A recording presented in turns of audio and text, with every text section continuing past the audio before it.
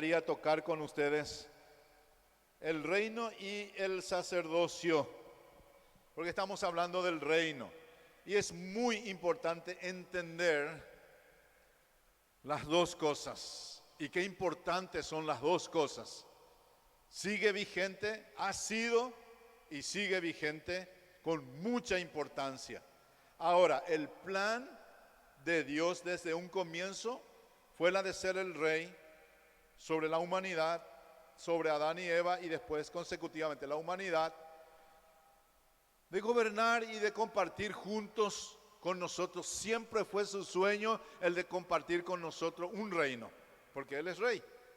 Y si no se incluye, quiere decir que nosotros también somos príncipes, entonces compartimos, y va a ser la de compartir el reino.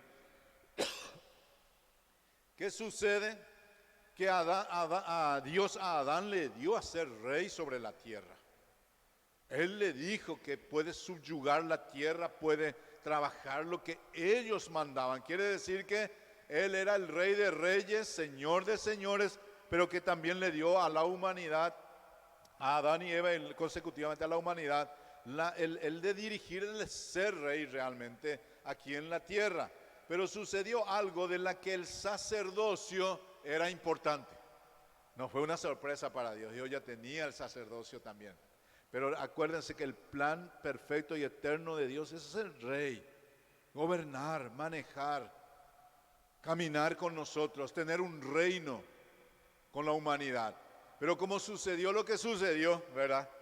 Que es la caída del hombre, ese reino se rompió y entró en vigencia el sacerdocio que Dios ya tenía. La Biblia dice que el cordero que fue inmolado en el principio de la fundación del mundo, no habla en el principio de la creación del hombre, de la fundación del mundo, habla de millones y millones y millones de años atrás, cuando Dios fundó los cielos. Cuando Job habla de esa fundación, dice que Dios puso la piedra principal para la humanidad, para la creación, y los santos cantaban, los ángeles. Y muchos piensan que cuando dicen los santos, ya nos incluyó a nosotros, ¿verdad? Que ya nosotros estábamos en su pensamiento. Nosotros cantábamos ya cuando el universo se creó. Porque Dios no es un Dios de improvisado que llegó el momento y dice, oh no, ¿acá qué hago? No, por eso Apocalipsis presenta el sacerdocio de Cristo también, ¿verdad? De que Él ya fue inmolado en el principio de la creación del mundo. Y eso es alentador. Dios ya tenía preparado un sacerdocio, porque lo que entraría más en vigencia a partir de la caída del hombre era el sacerdocio. Entonces viene el sacerdocio, entra en vigencia. ¿Qué es el trabajo del sacerdocio? Era presentarnos delante de Dios y hacernos justo delante de Dios por medio del sacrificio, ¿verdad? Eso, o sea que volver a unirnos con Dios. Quizás el gobierno no estaba completo hasta que llegó Cristo. Hubo reyes, pero no se puede comparar a lo que hoy nosotros vamos a mirar, ¿verdad? En el nuevo pacto, en el Nuevo Testamento. Entonces, me están entendiendo de que nosotros, a partir de ahí, la raza humana necesitaba el sacerdocio. Dios metió al ser humano dentro de la Trinidad y Él dijo, cuando terminó toda la sentencia, ustedes van a leer en Génesis 3:21 en adelante, cuando Dios ya dijo lo que iba a pasar toda la humanidad, Él dijo a la Trinidad, habló de vuelta porque siempre dijo hagamos, descendamos. 3 veces registra la Escritura Dios hablando con la Trinidad. Cuando iba a ser al hombre, el segundo dice, he aquí el hombre es como uno de nosotros. Eso está en Génesis 3:21. Dice, sabiendo el bien y el mal, nos incluyó dentro de Él. En vez de rechazarnos, Él nos puso dentro de la Trinidad, nos cubrió. Imagínense lo que hizo Dios, porque lo que bien podía hacer es estos imbéciles y sinvergüenza no se merece nada. No. Él habló a la Trinidad con una preocupación y dice, y bueno, he aquí, el hombre es como uno de nosotros, forma parte de lo que nosotros sabemos. No es que igual a Dios, sino que dice sabiendo el bien y el mal. Y la tercera vez que habló fue en la Torre de Babel, dice, descendamos y confundamos su lengua, ¿verdad?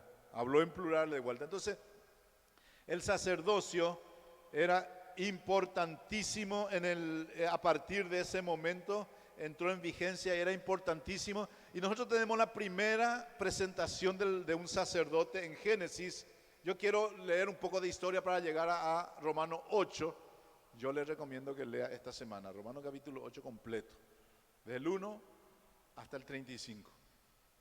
Porque es hermoso, Pablo prácticamente engloba todo, absolutamente todo el sacerdocio y el reino juntos, ¿verdad? ¿Y cuál es el ministerio de los dos? Y aún cuál es el que realmente prevalece ahora, con toda su fuerza. Dice en Génesis capítulo 14, 18 al 20, dice, entonces Melquisedec, rey de Salem y sacerdote del Dios Altísimo, sacó pan y vino y le bendijo diciendo, a esto le hizo a Abraham, bendito sea Abraham del Dios Altísimo, imagínense, creador de los cielos y de la tierra, y bendito sea el Dios Altísimo que entregó tus enemigos en tu mano. Y le dio a Abraham los diezmos de todo. Este sacerdote se llamaba Melquisedec.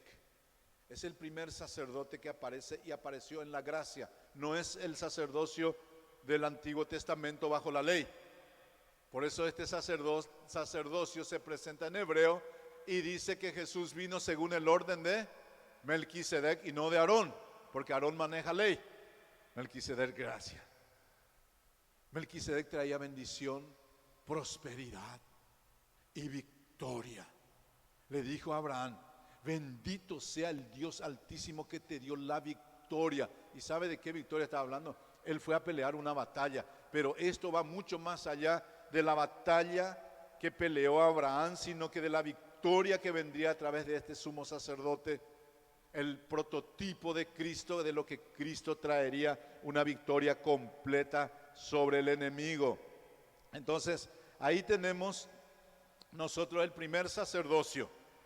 Entró en vigencia, aparece y dice de este sacerdote que él no tiene genealogía, no tiene principio ni fin, y habla de que este sacerdote maneja dos cosas, y eso es lo más importante. Dice que él era sacerdote de Dios y rey de Salem, que según se piensa ya viene nombrando Jerusalén, viene como rey. No solo era sacerdote, traía los dos, porque se perdió el uno. El reinado de Dios sobre la humanidad se perdió, el enemigo agarró eso. Dios seguía manejando, Dios seguía obrando en el corazón del hombre que entregaba como Noé y como venía la genealogía de Cristo, personas que determinaron que Dios sea su rey, hasta llegar en la época de los jueces. Y acá ya salta en el hombre esa necesidad. Y Dios lo entendió, porque el hombre siempre tuvo necesidad de alguien que gobierne sobre él.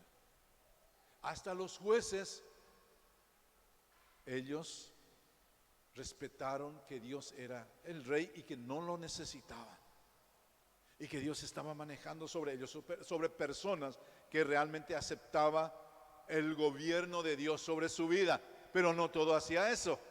Fíjense que el pueblo ya no confiaba mucho en un Dios invisible, en un rey invisible, en un rey que puede hacer todo, un rey que dice que es sacerdote y rey también a la vez.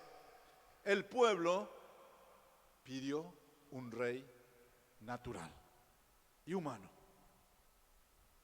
Ustedes saben que cuando esto se hizo, Samuel, el profeta, era cuando eso, Samuel estuvo muy triste. Él se amargó.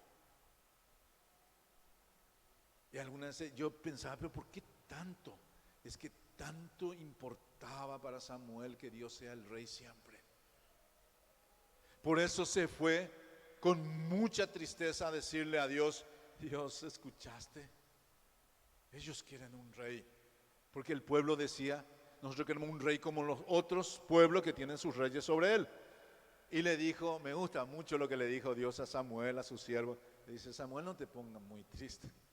No te rechazaron a ti, me rechazaron a mí. Ya no quieren más que yo sea su rey. Ellos quieren un rey común y corriente. Y le vamos a dar. Vamos a darle. ¿Quién vino? Saúl. Dentro de la teología se le nombra como el rey elegido por los humanos, porque después viene lo que Dios eligió. Fue un fracaso total. Porque el humano, siempre los humanos elegimos mal. Miramos mal. Por eso el hombre miró y Dios mismo le confundió a ellos, trayendo un hombre de estatura que sobrepasaba todo. Era de la tribu de Benjamín, que es una de las tribus guerrero, renombrado entre las tribus de Judá. Entonces Dios medio que se puso ahí y le dice: bueno, ya que quieren un rey, le voy a presentarlo a un rey que ustedes van a pensar que es lógico y que debe ser. Porque ese es el ser humano. Le trajo un tipo enorme. Dice que Saúl se le veía, en un grupo siempre se le veía en la cabeza más alta. Uno. Y segundo, viene de la tribu de Benjamín. ¿Sabían ustedes que en la tribu de Benjamín viene Saúl y a Saúl se le dio para vencer a los amalecitas? Y ustedes sabían que Esther viene de la tribu de Benjamín y lo venció ella en la época de Asuero, a los amalecitas, porque a ellos se les dio el poder de vencer. Son guerreros nato. Entonces Dios le dio, hasta que un día Dios eligió al prototipo de lo que él iba a hacer en el nuevo pacto. Busca un rey, pero él ya no busca lo que el hombre busca. Buscó un niño según su corazón. Y acá hay un tema que muchas veces pensamos que David era según el corazón de Dios, porque era un rey que adoraba, un rey que hacía. No solo es eso, es cierto, muchas cosas. Pero según el corazón de Dios no puede tomar Dios no tiene la intención de tomar una esposa ajena. Dios no tiene la intención de agarrar y matar a un Uría eteo. Entonces el corazón de Dios se falló para decir eso. No, cuando Dios dijo según su corazón, estaba hablando según lo que Él determinó cómo va a ser ese rey. ¿Y quién es ese rey? ¿Y cómo debe ser ese rey? No hablando de un rey intachable, sino que el rey cuyo corazón Dios piensa. Él. Lo que importaba acá es lo que Dios pensaba y determinaba, no lo que el rey hacía.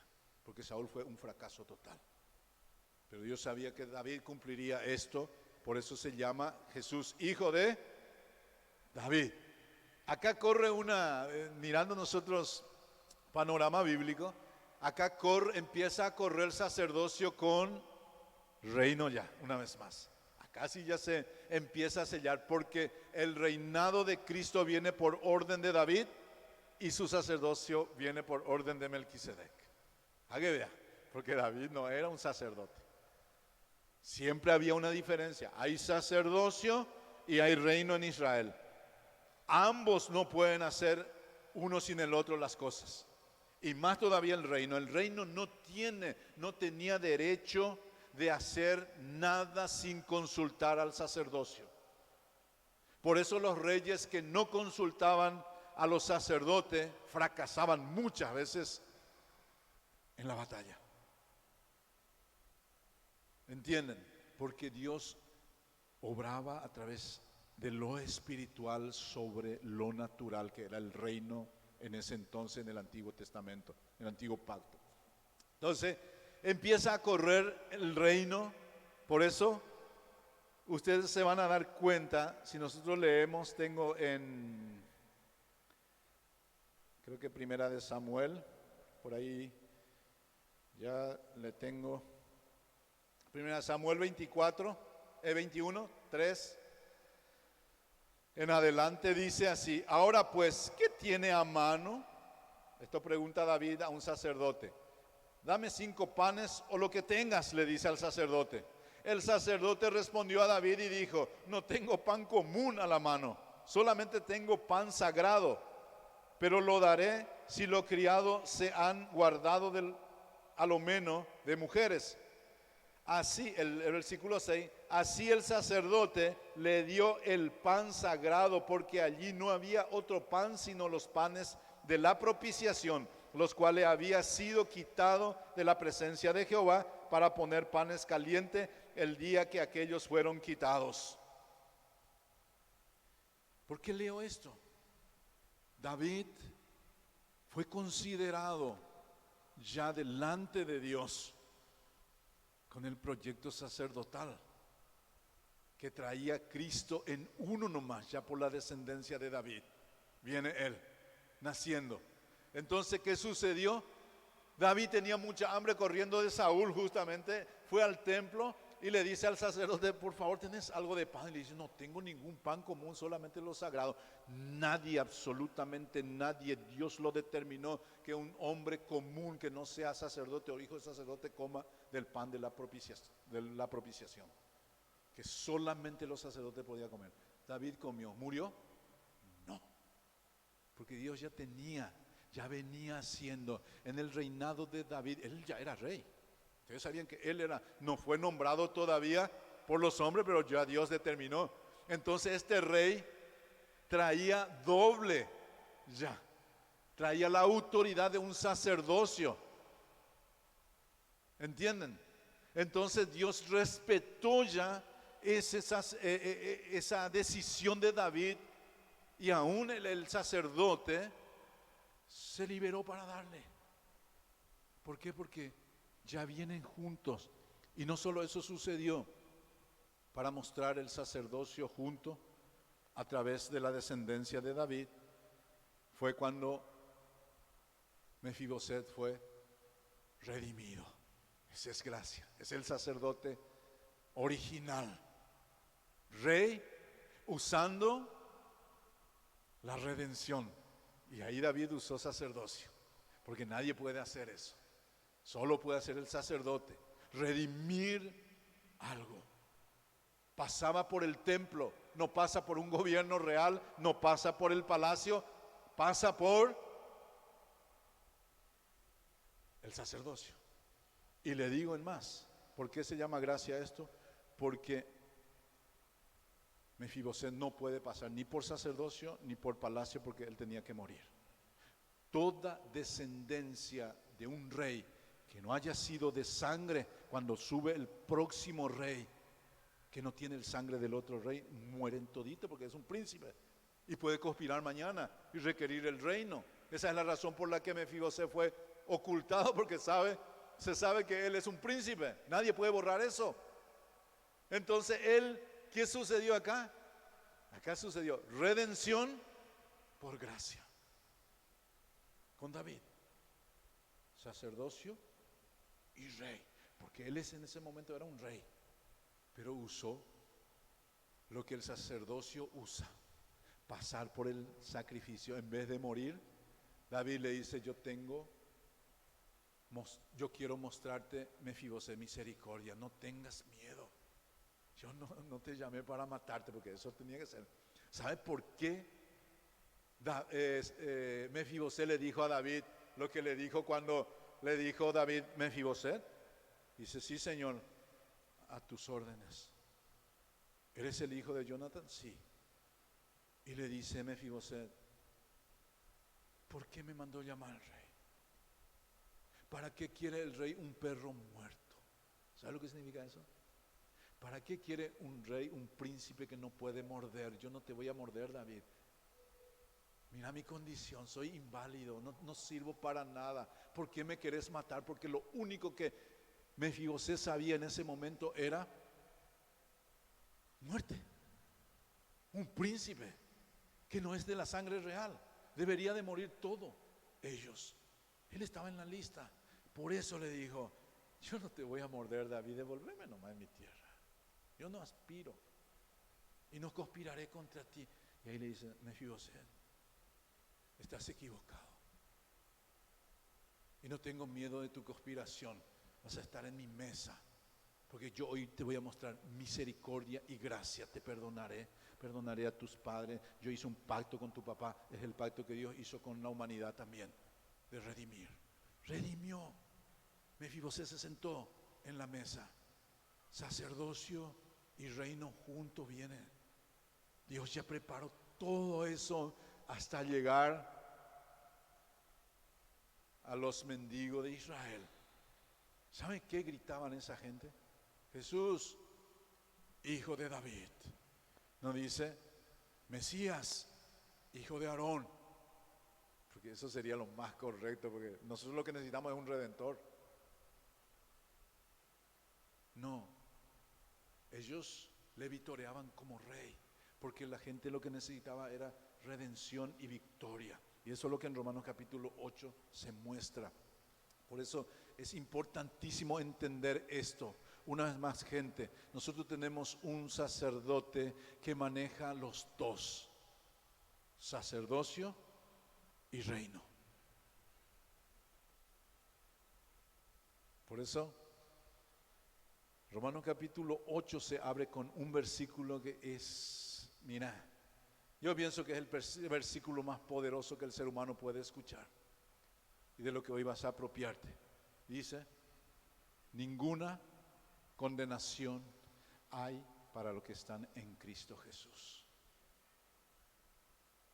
Pablo no encabezó nada, no dijo nada, no habló de los pecados que tenemos para solucionar. Me gustó mucho el pastor Gaby, estaba diciendo, enseñar del pecado a un ser humano que somos profesionales del pecado, ¿para qué? Somos universitarios, posgrado de lo que es conocimiento de pecado, ¿o no? Le digo, a mis 50 años yo sé más de pecado que no sé qué cosa.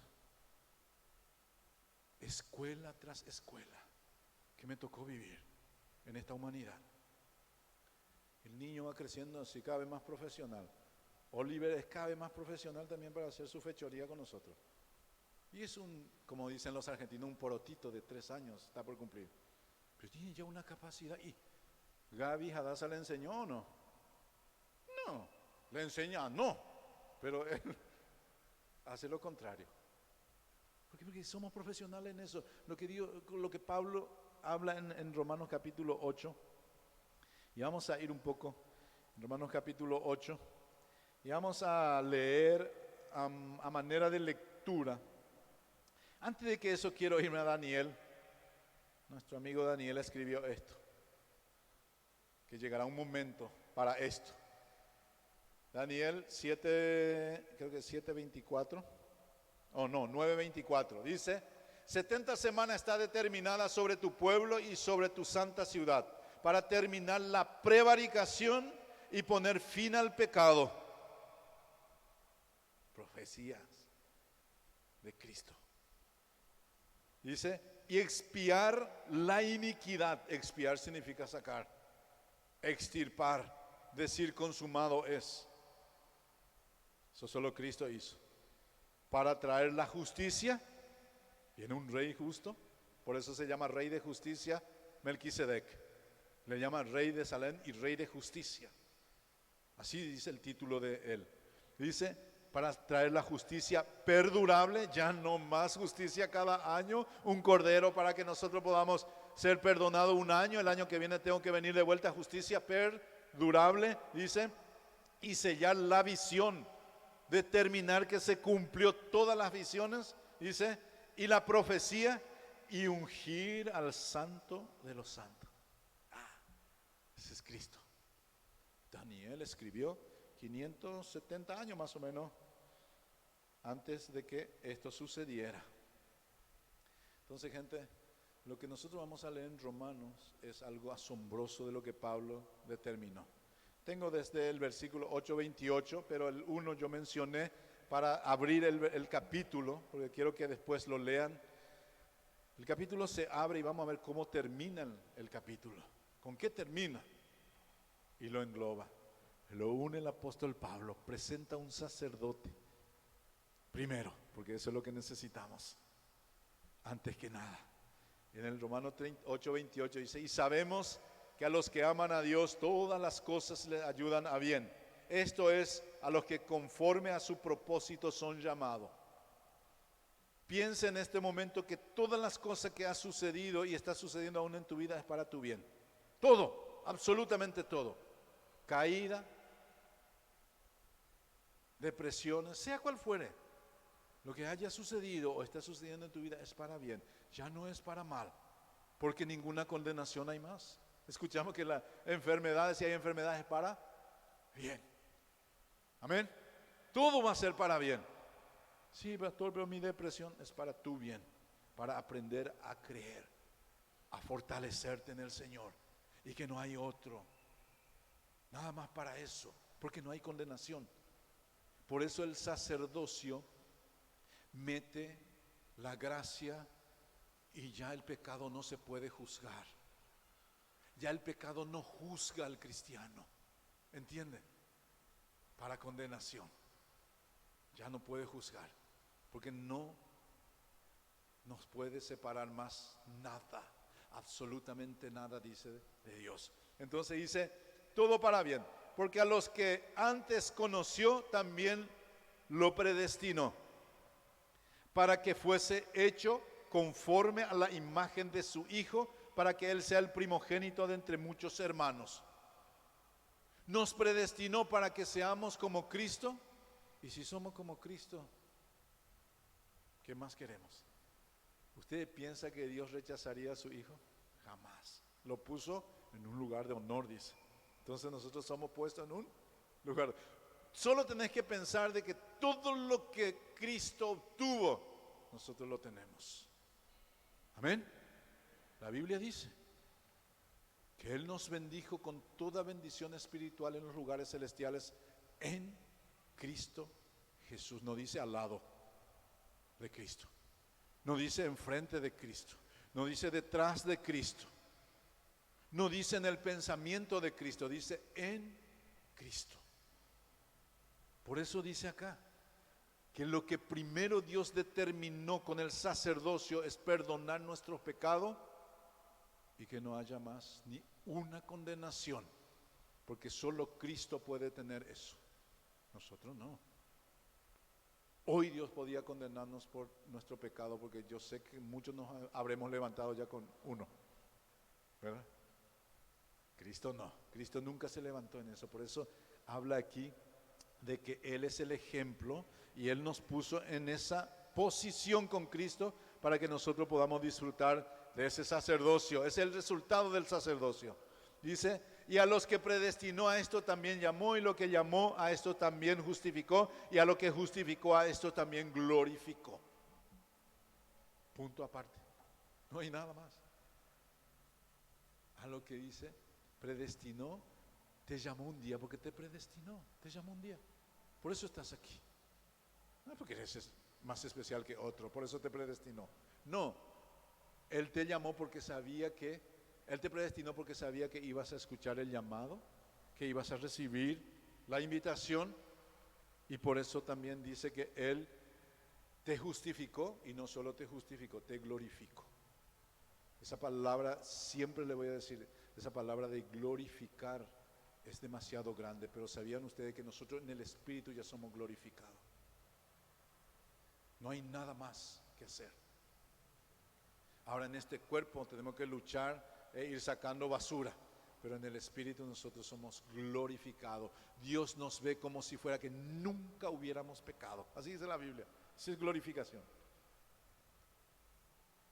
Por eso Pablo habla que de cuando por fin este cuerpo también sea destruido, vamos a ser glorificados y ya terminará esto. Y Juan dice, sabemos que somos hijos de Dios, pero todavía no se ha manifestado lo que hemos de ser, porque todavía hay una cosa acá, pero no, el Hijo de Dios ya nos hace glorioso. Por eso Él usa primero, sabemos que somos hijos de Dios. No dice, y bueno, no sabemos todavía lo que hemos de ser. No, con una certeza y una seguridad, Él dice, somos hijos de Dios. Y si dice la Biblia que si somos sus hijos, somos herederos y coherederos con Cristo. Heredero de la justicia, ninguna condenación hay. Entonces Juan dice, y todavía no sabemos lo que hemos de ser, pero sabemos que cuando Él se manifieste, seremos semejantes a Él porque le veremos tal como Él es, ya no más carne. Y de eso habla Juan, que esto ya va a terminar, entonces ahí va a ser completa la redención. No solo el espíritu, el cuerpo también. De esto habla la Biblia. Dice en primera de Pedro, Juan habla de esto y Pedro también menciona y dice de que nosotros esperamos, todavía esperamos esa redención completa. ¿Por qué? Porque somos redimidos en el espíritu completamente, pero en el cuerpo todavía no. Y luchamos y por eso necesitamos un rey. Vamos a ver al último de este capítulo. Y dice, entonces Él glorificó. ¿Qué pues diremos a esto? Si Dios es por nosotros, ¿quién contra nosotros? Entonces, ¿qué diremos a esto? ¿Cuál es el chiste en contra de esto? Entonces dice, si Dios es por nosotros, ¿quién contra nosotros? Dice, el que no escatimó a su propio Hijo, sino que lo entregó por todos nosotros, ¿cómo no nos dará también con Él todas las cosas? Con Él, todas. Por eso Pablo dice, gente, escuchen eso, por eso Pablo dice, y vosotros estáis completo en Cristo. Absolutamente nada falta. Si tu mente o el enemigo te dice que te falta todavía esto, te falta todavía hacer esto, hacer aquello, vos no necesitas hacer más nada. Estamos completos. Lo único que tenemos que hacer es someter esta carne, este cuerpo a Él y empezar a cambiar también esto. Pero nosotros ya estamos completos en Él. En Cristo. Dice, quien nos dio con Él todas las cosas, dice, y acá viene, ¿quién acusará a los escogidos de Dios si Dios es el que la justifica? Esto no quiere decir que no haya acusaciones, ¿entienden? Y aún la Biblia dice que nosotros tenemos un acusador, que es el enemigo, y hay veces tu propio hermano va a ser el que te acusa también, y quizás tiene razón para acusarte, por algún pecado o por cualquier cosa. Cuando dice la palabra ninguna acusación, habla de que no vale. Dice que en el hebreo original dice luego, ninguna acusación es válida. Y eso cambia, ¿verdad? Porque acusación va a haber. Mientras que vivimos en la tierra, el enemigo nos va a acusar.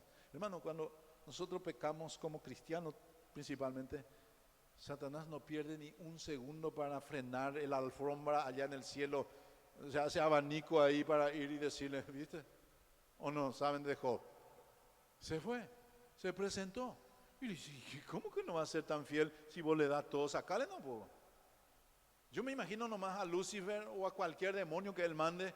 Cuando pecamos, se va, frena y mira lo que hizo tu hijo.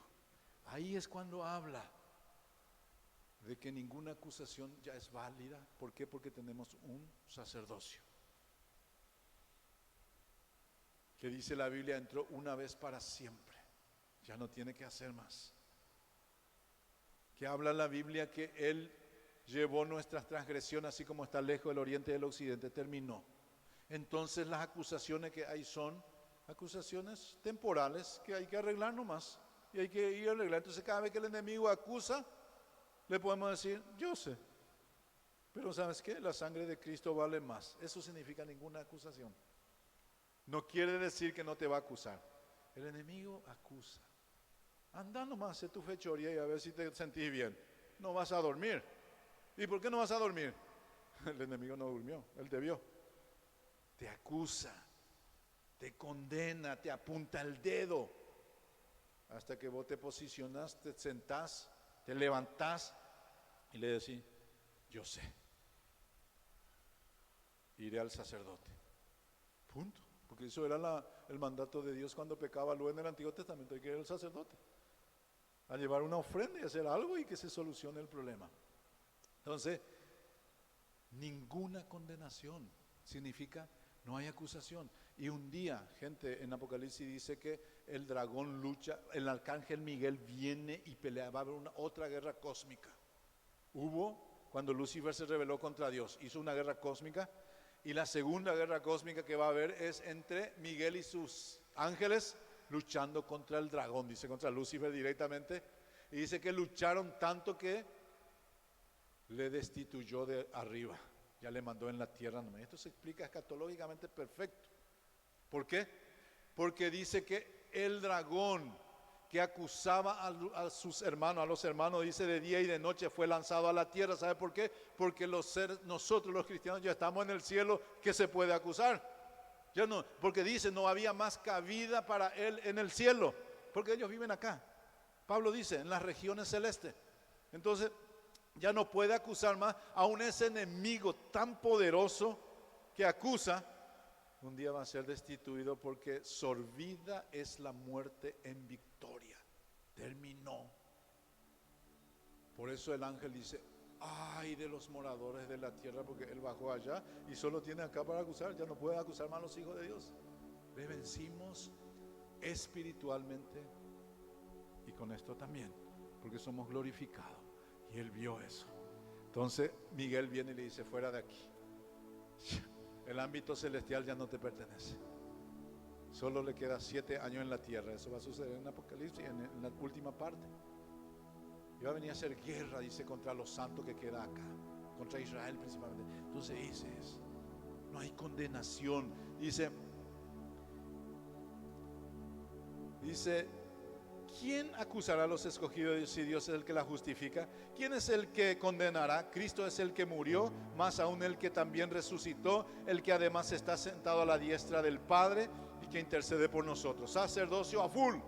No hay forma de que se consiga una acusación válida, porque el sumo sacerdote que vino por orden de Melquisedec bajo la gracia intercede.